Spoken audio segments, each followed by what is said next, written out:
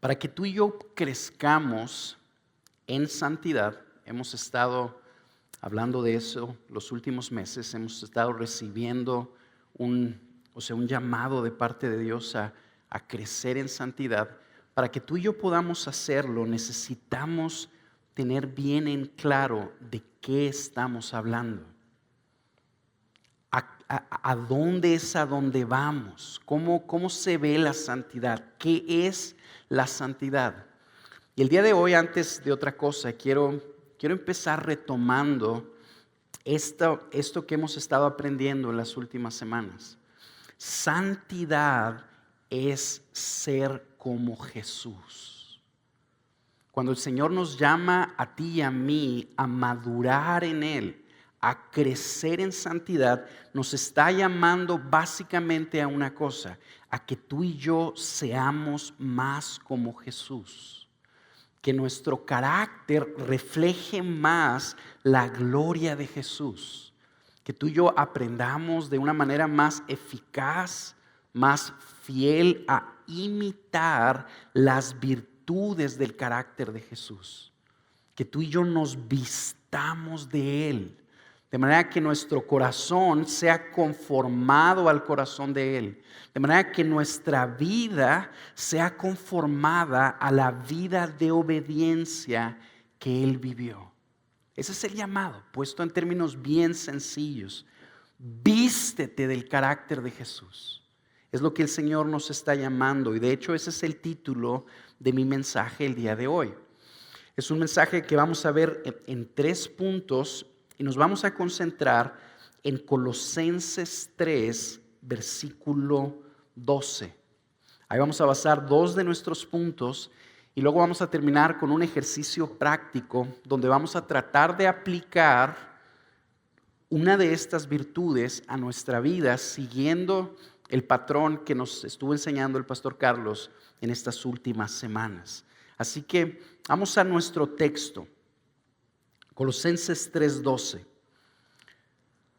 Entonces, dice el Espíritu Santo, inspirando al apóstol Pablo, entonces, como escogidos de Dios, santos y amados, revestidos de tierna compasión, bondad, humildad, mansedumbre y paciencia. Te lo voy a volver a leer.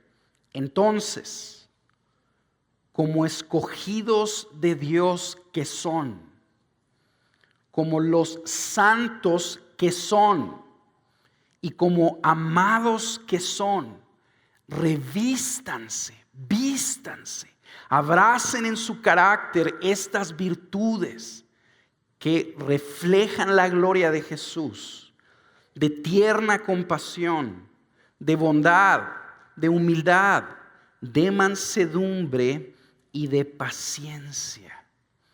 El primer punto que vamos a ver es que para crecer en santidad, tú y yo necesitamos fundamentar nuestras vidas en la obra que Cristo ya hizo en nosotros. Y eso lo vemos de una manera bien clarita en este pasaje.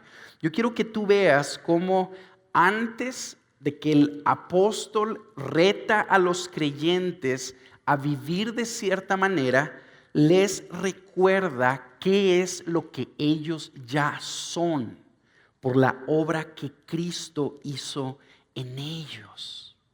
Les dice, como escogidos de Dios, como los santos de Dios, como los amados de Dios, ahora revístanse de esta forma de vida.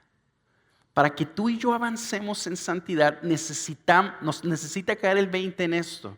Tú y yo necesitamos fundamentar nuestras vidas en lo que Cristo ya hizo en nosotros.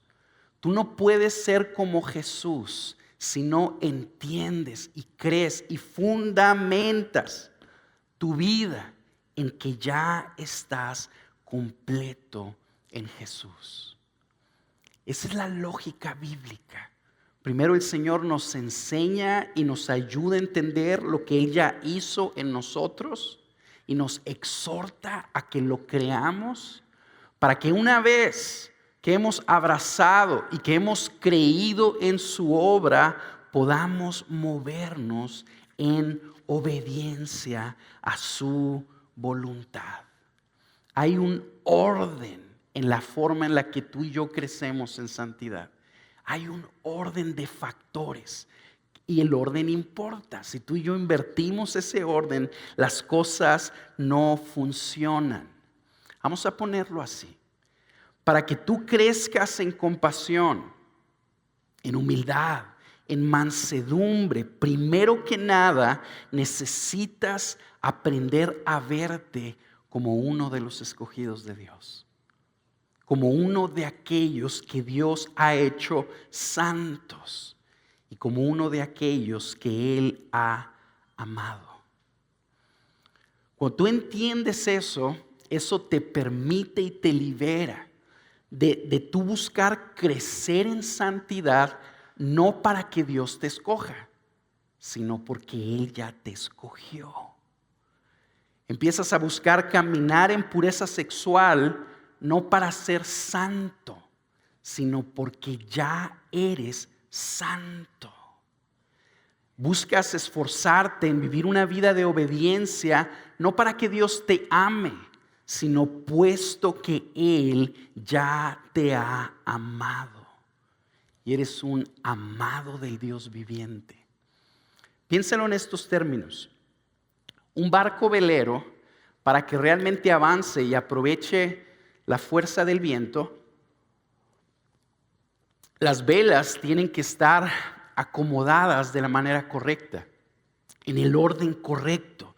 Si no están acomodadas las velas en el orden correcto, por más viento que haga, el barco no va a avanzar.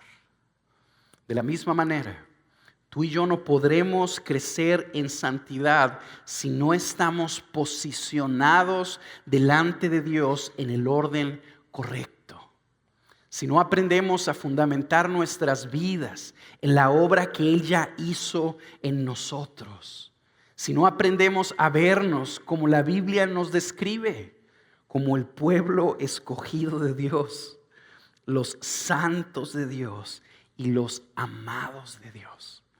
Es por eso que si tú estás aquí y nos estás visitando, a lo mejor estás acompañando a un familiar o algo por el estilo, y estás escuchando a través de diferentes semanas que Dios nos llama a vivir en santidad, es importante que entiendas que si no has venido a Cristo, si no has puesto tu fe en Jesús, si no lo has abrazado como el Señor de tu vida, si no te has arrepentido de tu vida de rebelión para con Él, nunca podrás vivir en santidad. Tú primero necesitas venir a Cristo para que Él te perdone y lave tu vida y haga su obra en ti y te una a Jesús.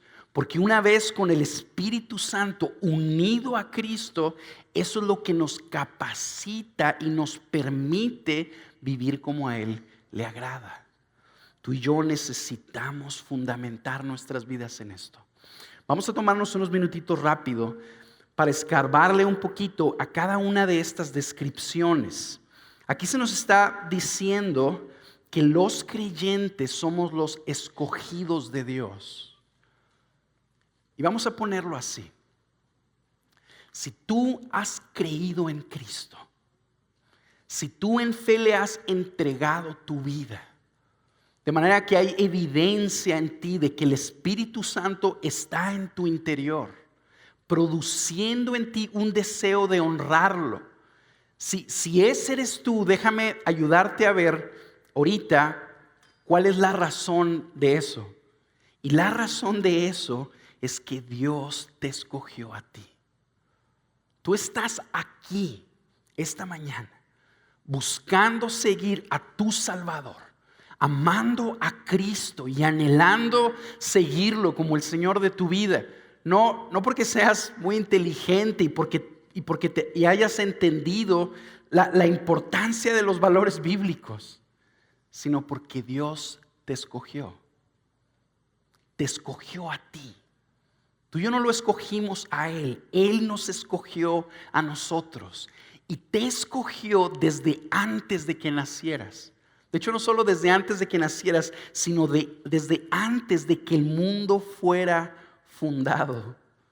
Quiero leerte este pasaje en Efesios 1:4. Fíjate lo que dice. Según nos escogió en Él antes de la fundación del mundo, para que fuéramos santos y sin mancha delante de Él.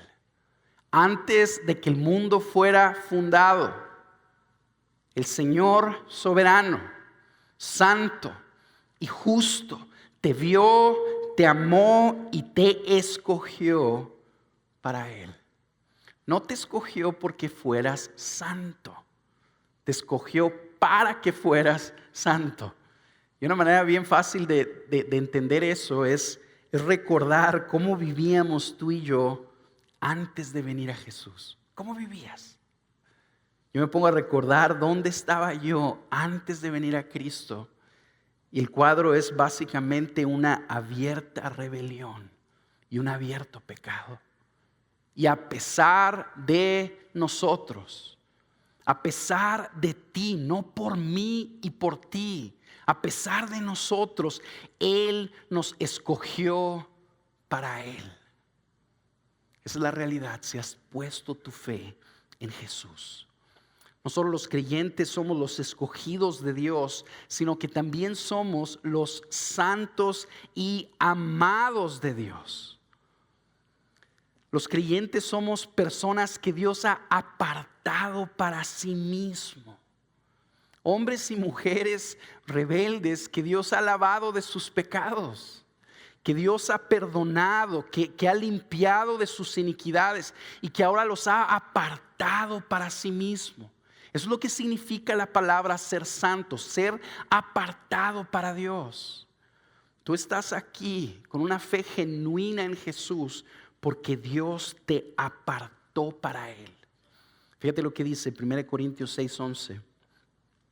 Y esto erais algunos de vosotros, pero fuisteis lavados, pero fuisteis santificados, pero fuisteis justificados en el nombre del Señor Jesucristo y en el Espíritu de nuestro Dios. ¿Por qué es que tú y yo podemos responder al llamado que Dios nos hace de vivir en santidad? Porque ya somos santos. ¿No es así como te está describiendo este pasaje a ti? Si tú has creído en Cristo, esto aplica a ti. Y eso significa que tú eres uno de los santos de Dios. Uno de aquellos que Él ha liberado de sus pecados y que ha lavado de su maldad. Eres uno de ellos que ha sido escogido por Él y que ha sido santificado para Él. Y tú y yo podemos caminar en santidad porque es lo que ya somos. El llamado a vivir en santidad es caminar en lo que ya somos. A caminar viviendo según la realidad que ya nos define, de que hemos sido apartados para Dios. Y podemos vivir en obediencia, esforzándonos por abrazar los mandamientos de nuestro Padre, no para que nos ame, sino seguros de que somos sus amados. Por eso podemos vivir en obediencia, porque sabemos que Él está con nosotros y que tú y yo no necesitamos ganarnos su favor o su amor. No necesitamos comprar su afecto, no necesitamos comprar su amor por nosotros. Esa ya es una realidad que tú y yo ya tenemos por Cristo y en Cristo. Si tú has puesto tu fe en Él, tú eres uno de los amados de Dios. ¿Te ves de esa manera? Yo quiero preguntarte, cuando tú estás luchando con la impureza sexual, estás batallando con la impureza sexual, ¿cómo te ves a ti mismo en ese momento? ¿Te ves como uno que ha sido escogido por Dios, que es santo y que es amado por Dios? ¿O te ves simple y sencillamente como un vil pecador. ¿Cómo te ves? La victoria, entre otras cosas, está cuando tú y yo aprendemos a vernos como Dios nos ve, a vernos como su pueblo escogido, santo y amado. Para crecer en santidad, tú y yo necesitamos aprender a fundamentar nuestras vidas en lo que Cristo ya hizo en nosotros. Y eso nos lleva a nuestro segundo punto. Santidad es vestirnos de Jesús, es decir, imitar las virtudes de su carácter. ¿Cómo se ve la santidad? ¿Cómo se ve una persona santa? ¿Cómo se ve? ¿Es acaso una persona que no se divierte? ¿Es acaso una persona que no va al cine? ¿Es acaso una persona que no baila? ¿Es acaso una persona que no toma? ¿Es una persona que no se junta con personas que no son creyentes? ¿Cómo se ve? Como Jesús. Así de fácil. La santidad es Jesús. El llamado que tú y yo hemos recibido es a ser como Jesús, a vestirnos de Él. Y una vez que el apóstol Pablo nos deja bien en claro el fundamento de lo que Él ya ha hecho en nosotros, ahora nos llama a una cosa. Ahora que ustedes entienden que son el pueblo escogido, santo y amado de Dios, entonces revístanse de estas virtudes. Revístanse de compasión, revístanse de bondad, revístanse de humildad, revístanse de paciencia, revístanse de mansedumbre. Básicamente nos está invitando a vestirnos de Jesús. Eso es la santidad. Esta lista de 5 virtudes podríamos decir que representan parte del carácter esencial de Cristo. Parte del carácter esencial de Cristo. Tú y yo estudiamos los evangelios y nos vamos a dar cuenta que Jesús tenía muchas virtudes. Era, por ejemplo, una persona pura, determinada, firme, diligente, valiente, justa, equitativa, sabia. Pero de toda la lista grande de virtudes que encontramos en Jesús, hay una lista más pequeña que nos describe su esencia. Una lista que como que contiene las virtudes esenciales del Hijo de Dios. Una lista que nos proyecta un sabor o un olor a Jesús único. Vamos a ponerlo así. El Señor Jesús era alguien que conocía mucho la palabra. Era un gran líder. Era alguien fuerte y determinado. Pero si tú y yo crecemos en mucho conocimiento bíblico, en inteligencia espiritual, en sabiduría práctica, de manera que aprendemos a tomar buenas decisiones y somos buenos para aconsejar a otros a que tomen buenas decisiones. Si tú y yo nos convertimos o crecemos en ser líderes fuertes, determinados, visionarios, personas justas, pero en nosotros no hay compasión, en nosotros no hay humildad, en nosotros no hay mansedumbre, no necesariamente reflejamos el sabor de Jesús al mundo. No necesariamente estamos reflejando la gloria de Cristo. Mediten esto conmigo. Los fariseos eran personas que tenían mucho conocimiento bíblico. Eran personas justas que se esforzaban más que nadie por cumplir la ley. Y sin embargo ellos representan la antítesis de Jesús. Los griegos eran personas muy sabias. Eran personas conocidas por su sabiduría. Sin embargo, menospreciaron el mensaje del Hijo de Dios. El imperio romano era un imperio visionario, lleno de líderes fuertes, determinados, valientes, que terminaron mofándose y crucificando al Hijo de Dios como si fuera un criminal. Aunque ciertos aspectos de los que mencionamos son dignos de imitar, no representan la esencia de quién es Jesús, de cómo es Él. Y esto es importante que tú y yo lo entendamos, porque si queremos crecer en santidad, necesitamos empezar por aquí. Porque la esencia de Jesús, el sabor de Jesús es su compasión, su humildad. ¿Cómo se describió Él? Como un siervo manso y humilde de corazón. Eso es santidad, eso es la esencia de la santidad, pudiéramos ponerlo. Es bien interesante que en las iglesias hoy en día enseñamos más y la gente quiere saber más cómo crecer en sabiduría, cómo crecer en liderazgo, cómo crecer en visión, cómo crecer en aprender a tomar buenas decisiones. Y casi no enseñamos acerca de la humildad y la paciencia. ¿Cuántos libros de liderazgo cristiano conoces? Muchos. ¿Cuántos libros de humildad y de paciencia conoces? Pocos. ¿Por qué? Porque estamos más enfocados en enseñarle a la iglesia virtudes de Cristo que este mundo valora.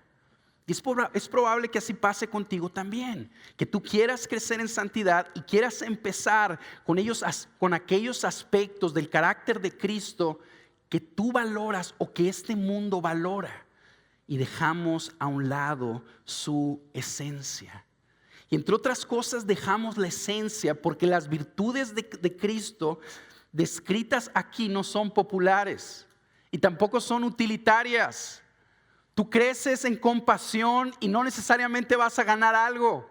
Tú creces en paciencia y no necesariamente vas a ganar algo. No necesariamente te van a aplaudir. La gente se va a colgar de ti. Tú creces en compasión, en misericordia, y en lugar de ser aplaudido y prosperado, probablemente seas criticado, menospreciado y rechazado. Así como Jesús. Si santidad es ser como Jesús, entonces tú y yo le estamos tirando. La meta es que imitemos al humilde carpintero de Belén, a este Dios hombre humilde que cuando ofendían ponía la otra mejilla, a este hombre que no fue popular, que fue rechazado por su propio pueblo, que callaba cuando los otros lo acusaban, que fue clavado en una cruz por amor a sus enemigos. Es a eso a lo que el Señor nos está llamando a aspirar. Y en la medida en la que tú y yo nos apliquemos a crecer en virtudes como estas, no solo experimentaremos el placer y la gracia de Dios, sino que también experimentaremos el rechazo del mundo como se lo dio a Él. Pero ¿qué es lo que estamos aspirando? Tú estás aquí buscando que Dios te enseñe cómo vivir mejor para que a ti te vaya mejor. Déjame decirte algo. Dios tiene un plan mejor que ese. Es que tú y yo crezcamos en ser como su Hijo Jesucristo, para que Él sea glorificado y para que tú y yo recibamos una recompensa no en este mundo, sino en el último día, en la eternidad. Vamos a ver ahora, vamos a escarbarle a estas virtudes. Vamos a tratar de definirlas y de describirlas, de ilustrarlas, para que así pues más fácilmente sepamos cómo vestirnos del carácter de Jesús. Vamos a empezar con la primera.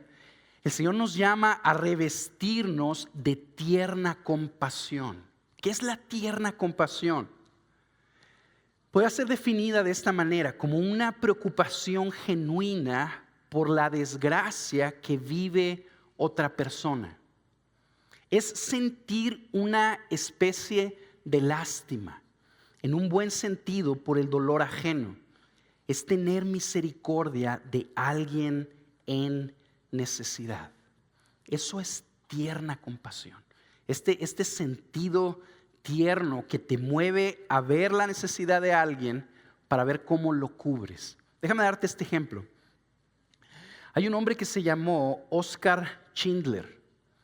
Este fue un empresario alemán que fue miembro del partido nazi, que fue reconocido porque salvó alrededor de 1,200 judíos del Holocausto alemán. Cuenta la historia básicamente que este cuate tenía una fábrica y que empezó a contratar judíos para un beneficio propio. Le costaban menos emplear a judíos que a alemanes. Entonces empieza a contratar judíos y con el paso del tiempo empezó a darse cuenta de las desgracias que ellos sufrían. Y eso lo movió a compasión. Él sintió una genuina preocupación por la desgracia de ese pueblo que lo llevó a buscar la manera de ayudarlos. Lo que hizo es que arriesgando su vida y su fortuna, que por cierto perdió en el proceso, salvó miles de vidas. Eso es tierna compasión. Es un sentido, una preocupación genuina que nace en ti por la desgracia de otra persona, que te mueve a querer hacer algo por ella. En este pasaje el Señor nos está llamando a revestirnos de tierna compasión, no a sentir tierna compasión. Generalmente los cristianos somos personas que sienten compasión, pero no necesariamente compasivas. ¿Por qué? Porque una persona compasiva es aquella que actúa en esa compasión que siente. El Señor no nos está llamando a que sintamos algo por las necesidades de otros, sino a que como Él nos movamos a cubrir sus aflicciones. Haz esta pregunta conmigo: ¿qué puedes hacer esta semana? A lo mejor con tus familiares, tus conocidos, tus amigos, para vestirte de tierna compasión, para cubrir alguna aflicción o alguna desgracia que haya en ellos. Eso es compasión. Número 2, bondad. ¿Cómo definimos la bondad? Ser alguien que ayuda a otros. Una persona bondadosa es una persona pronta y lista para ayudar a las personas a su alrededor. Es alguien que quiere darle un beneficio a los demás. Eso es una persona bondadosa. Quiere darles el bien. Tú te encuentras con ella, tú la conoces y lo que tú experimentas es el bien. La bondad brilla en este mundo porque el mundo en el que tú y yo vivimos es como una selva, donde la gente está buscando beneficiarse de los demás en lugar de beneficiar a los demás. Una persona bondadosa no se beneficia de otros. Una persona bondadosa vive para bendecir y beneficiar a otros. Una manera bien clara de ver esta dinámica es en los trabajos, los lugares donde se fomenta la competencia. Pon, por ejemplo, a dos amigos en una misma compañía y diles que va a haber un solo puesto a donde van a poder ascender y que uno de ellos lo va a tomar, que uno de ellos va a ser el jefe del otro y que se le va a dar el trabajo a la persona que demuestre más competitividad y más excelencia en lo que hace. ¿Qué va a pasar con esa amistad? Probablemente se vea interrumpida. Estas personas van a buscar, cada quien va a buscar cómo obtiene el beneficio. Y probablemente hasta sea tentada a hablar del otro, a ponerle el pie al otro. ¿Cómo le hago yo para ganarle al otro de manera que yo me quede con esa oficina? De manera que el beneficio lo reciba yo. Vean las campañas políticas. ¿Por qué se pelean tanto, tan agresivo, de una manera tan sucia los candidatos? Porque nomás hay una silla presidencial. Y hay un grupo de personas que están buscando cómo hacerle para sentarse en ese lugar. En este mundo no hay bondad. La gente busca beneficiarse de los demás. La bondad es que tú y yo aprendemos a darle un beneficio a otros. Número 3, humildad. Vamos a ver cómo se define la humildad. La humildad es esta calidad de carácter donde estimas a otros como más importantes que a ti mismo.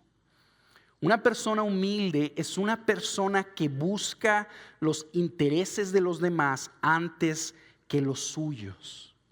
Una persona humilde es una persona modesta. No está sobreimpresionada con su propia importancia.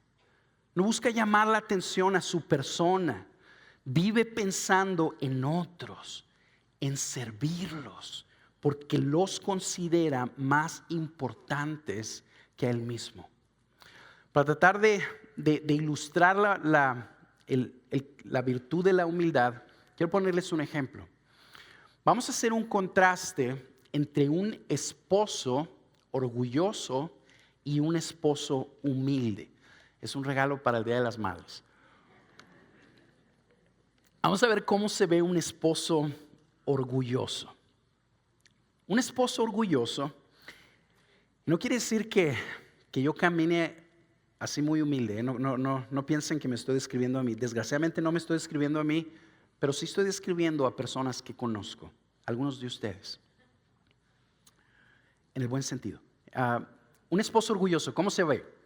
Llega a su casa pensando que la persona más importante de la familia llegó. Por lo tanto, busca que se le atienda. ¿Por qué? Pues porque está cansado el Señor. Llega buscando que se haga lo que Él quiere, porque sus intereses son más importantes que los de los demás. Está sobrepreocupado con su propia importancia, de manera que busca que su familia resalte esa importancia y le hagan quedar bien, le den su lugar. Es alguien que cuando está en público corrige a los miembros de su familia, principalmente movido por la forma en cómo lo hacen quedar a él. Cuando necesita tomar una decisión, no le pregunta a su esposa. ¿Por qué? Porque él sabe lo que se tiene que hacer. Es lo suficientemente sabio y siempre tiene la razón. Primero es él y luego los demás. Vamos a escribir ahora cómo se ve un esposo humilde. Un esposo humilde llega a su casa y está consciente que le toca atender a las personas más importantes en su vida.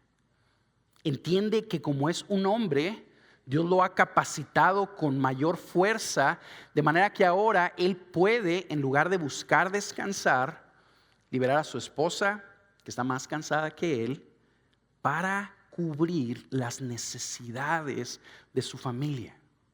Este esposo, en lugar de preguntar qué es lo que hay de cenar o qué me hiciste de cenar, llega preguntando qué se ofrece, cómo puedo ayudar, qué necesitas, cómo te puedo ayudar con los niños. No está sobrepreocupado con su propia importancia, de manera que no es alguien que fácilmente se ofende. Es alguien que pasa por alto la ofensa, no se irrita continuamente o rápidamente, perdona con naturalidad.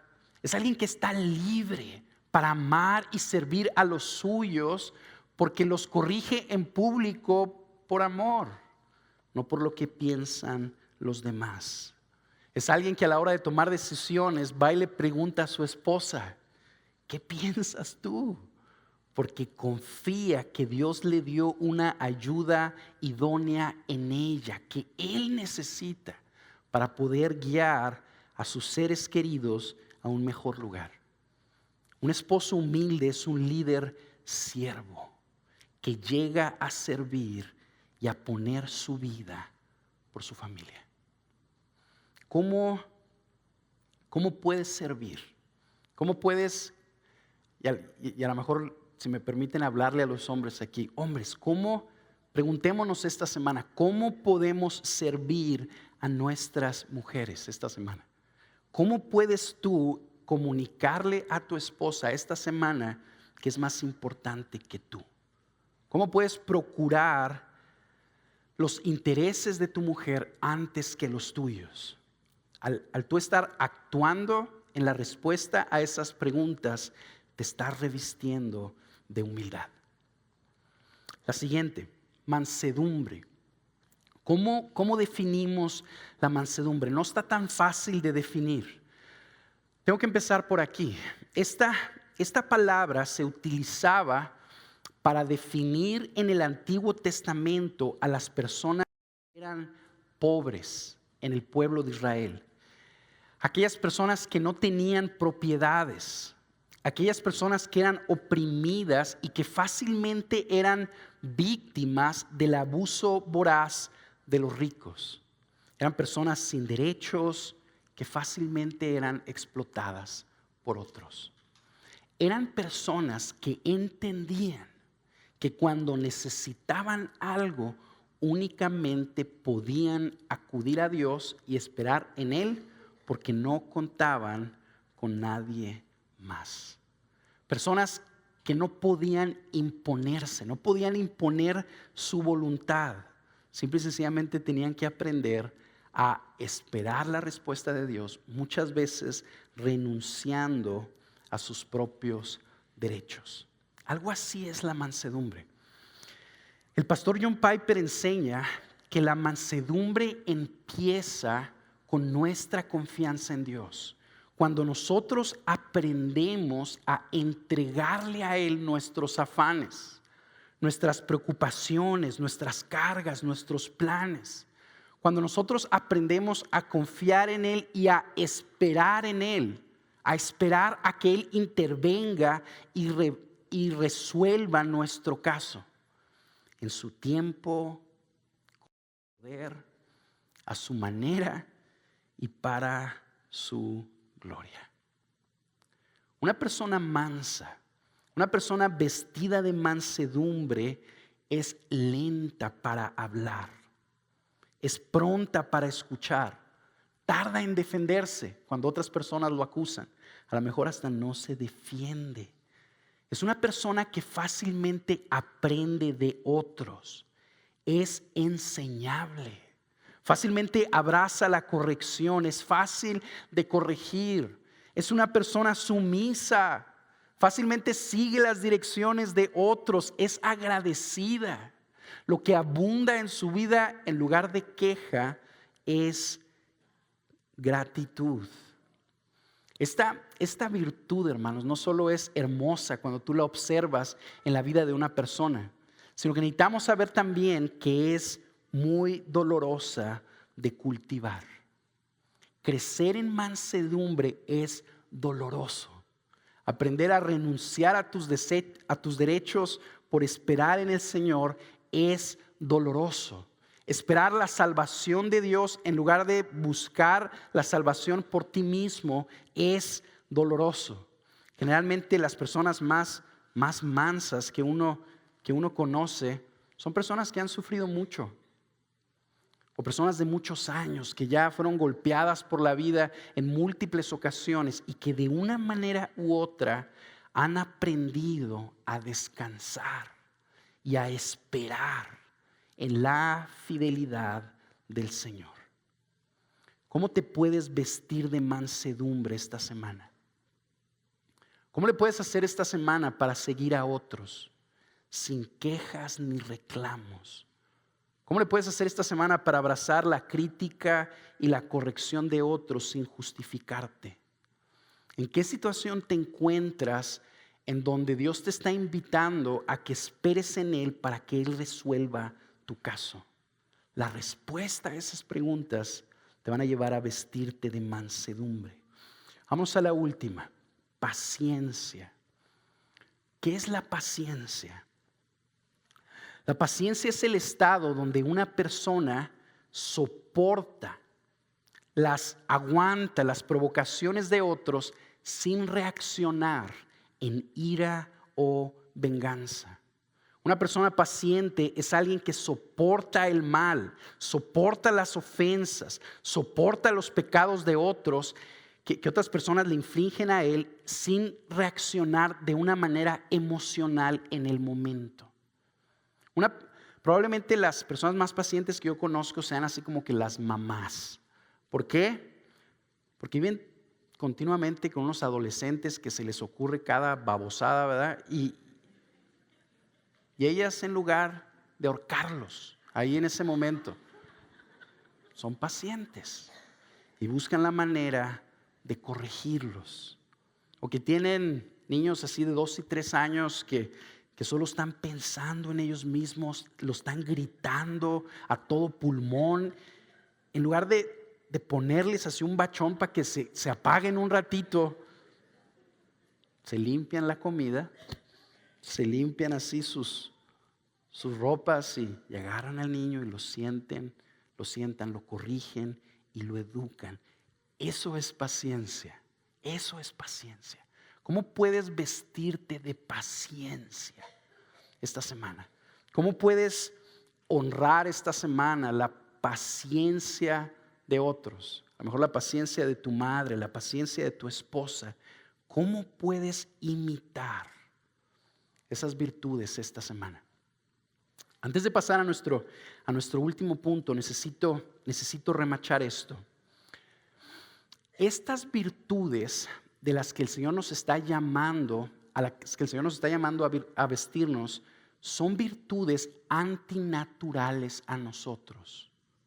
Tú y yo no podemos crecer en ellas por voluntad propia.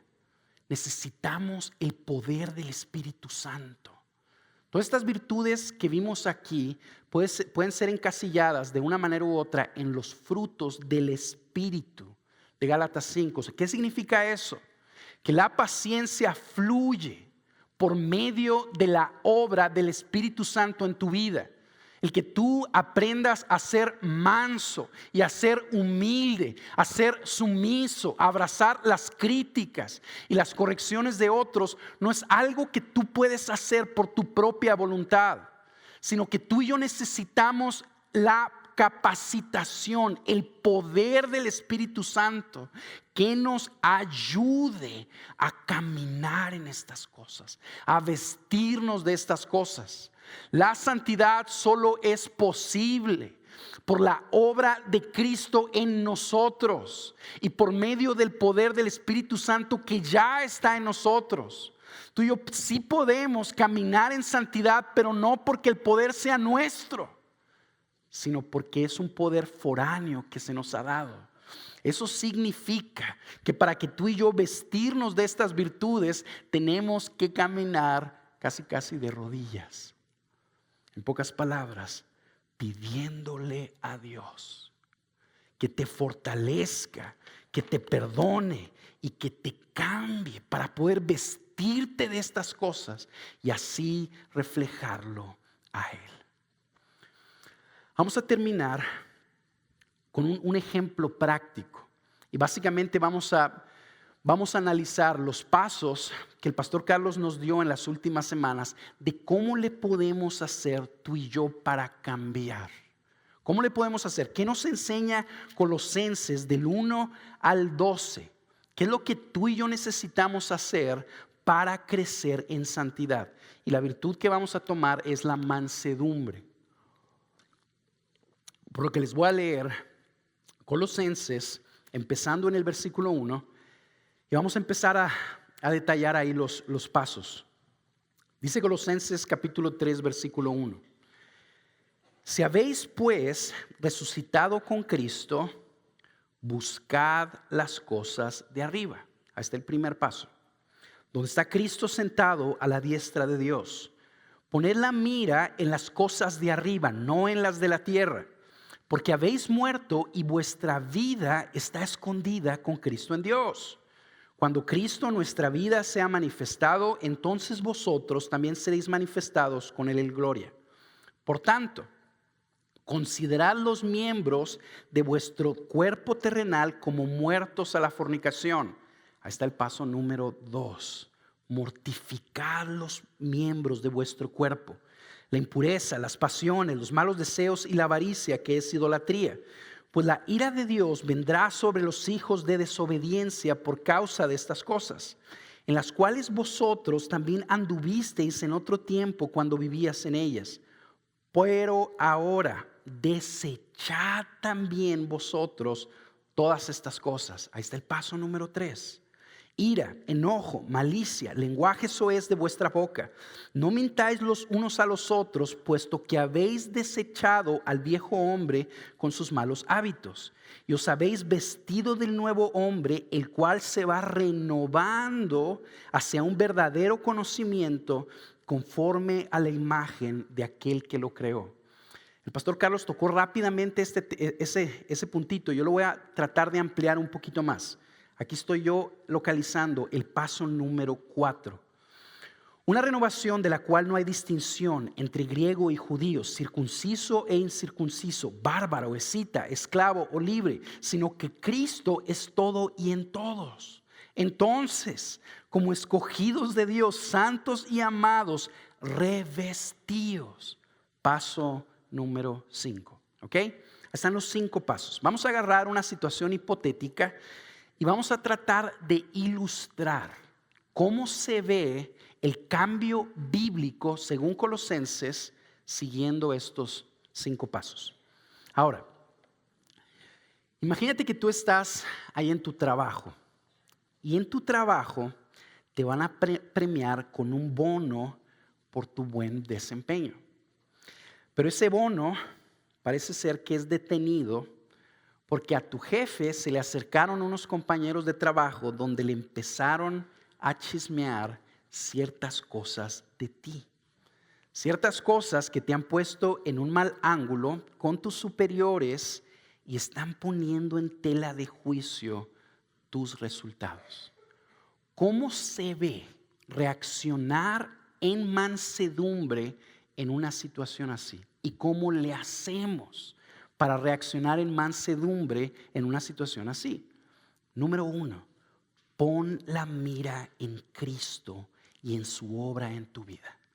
Tú ves la situación, tú ves que a lo mejor tu trabajo puede estar en juego y tú en lugar de ir a pelear por tu pellejo, tú pones tus ojos donde tienen que estar. El control lo tiene Él. Por lo que el primer paso es que tú vas con Él. Tú le pones a Él la situación y le pides que intervenga. Después de eso, tú ves la manera en la que Dios te ve.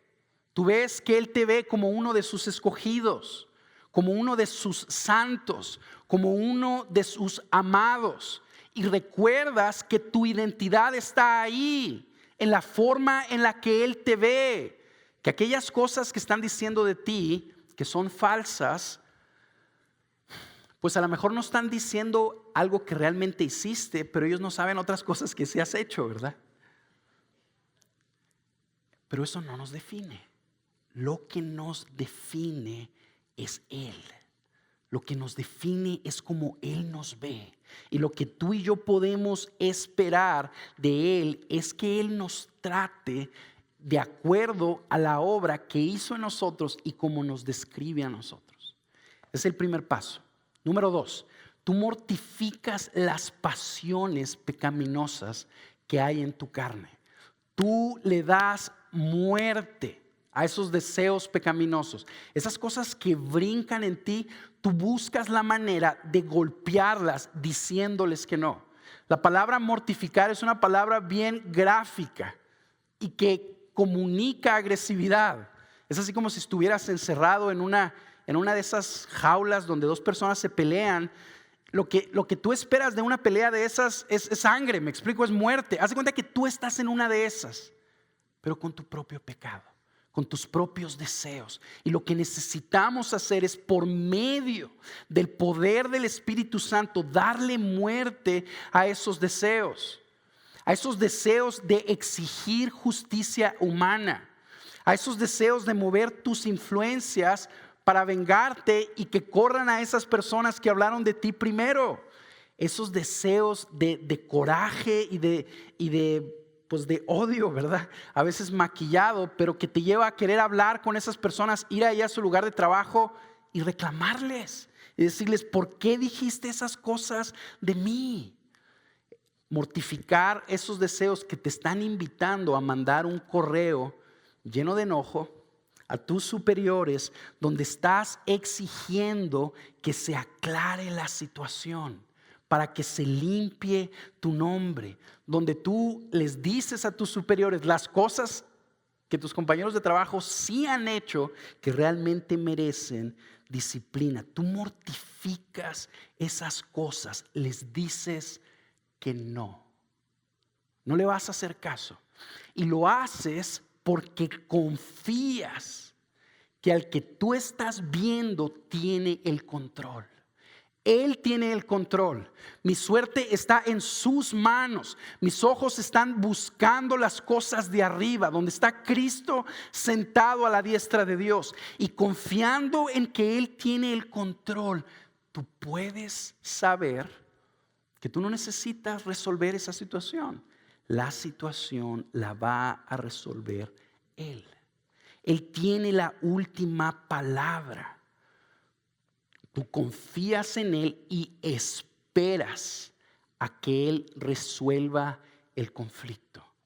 Tú le dices que no a esos impulsos. Eso es mortificar. Paso número 3. Tú desechas las prácticas pecaminosas. Identificas claramente qué es lo que tu carne te está invitando a hacer. Es decir, no mandas ese correo. No le pones send. No lo mandas. Tienes que decidir no hacerlo. No lo voy a mandar. Estás llegando a tu lugar de trabajo, están aquí tus compañeros. En lugar de irte a reclamarles, tú te vas a tu oficina y te pones a orar. No vas y le reclamas a tus jefes que hagan esa situación. Tú no haces esas cosas. Les dices que no. Desechas esas prácticas porque estás esperando en Él. Número 4, tú renuevas tu mente. Y quiero decirte de dónde obtuve esto. El libro de Efesios es una carta paralela al libro de Colosenses, donde se nos enseñan muchas de las mismas cosas. Y quiero que veas conmigo en Efesios 4, te lo voy a leer bien rápidamente. ¿Qué nos dice de cómo le hacemos tú y yo para cambiar? Fíjate lo que dice empezando el versículo 2, 4:22. Que en cuanto a vuestra anterior manera de vivir, os despojéis del viejo hombre. Es lo mismo que nos está diciendo en Colosenses, ¿lo ves? Bueno, que se corrompe según sus deseos engañosos. Versículo 23. Y que seáis renovados en el espíritu de vuestra mente y os vistáis del nuevo hombre. Entonces somos llamados a despojarnos y luego a vestirnos de Jesús. Pero en el intermedio necesitamos renovar nuestra mente. Es decir, tú vas a la palabra. Tú vas a la palabra. Tú abres la escritura y le pides al Señor que te hable y que te ayude a ver qué es lo que Él dice de esa situación. En el proceso te vas a encontrar que Dios te va a hablar. A lo mejor te habla con Daniel 4:34 al 35, donde dice algo como esto: bendije al Altísimo y alabé y glorifiqué al que vive para siempre, porque su dominio es un dominio eterno y su reino permanece de generación en generación. Y todos los habitantes de la tierra son considerados como nada. Mas Él actúa conforme a su voluntad en el ejército del cielo y entre los habitantes de la tierra. Nadie puede detener su mano ni decirle, ¿qué has hecho? Tú lees ese versículo y tú te agarras de ese pasaje. Tú te agarras de esas verdades y te las dices a ti mismo. Tú le hablas a tu propia alma y le dices, confía. Él tiene el control. Nadie puede detener su mano. Esta situación no está fuera de su gobierno. Él tiene el poder para gobernar y para hacer justicia. Por lo tanto, en ti espero, Señor. Hazme justicia de mis adversarios. Interven en esta situación y tú confías que Él lo va a hacer. Probablemente hasta te memorizas este pasaje. Y en esos días, en tus tiempos muertos, cuando vas manejando a tu trabajo, tú vas diciendo ese pasaje. Tú tienes el control. Tú reinas. Mi suerte no está en manos de mis compañeros o de mis superiores. Mi suerte está en tus manos. Y en esa fe, tú te vistes de Jesús, que es el paso número 5. Tú le pides a Él que te diga, bueno, Señor, ¿cómo reacciono en una situación como estas? ¿Cómo actúo como reflejando tu gloria? ¿Cómo se ve la mansedumbre, Señor? Y tú sigues lo que Él te diga. Probablemente te va a decir algo como esto: que en dominio propio, sin quejarte con nadie, tú le tocas la puerta a tu jefe.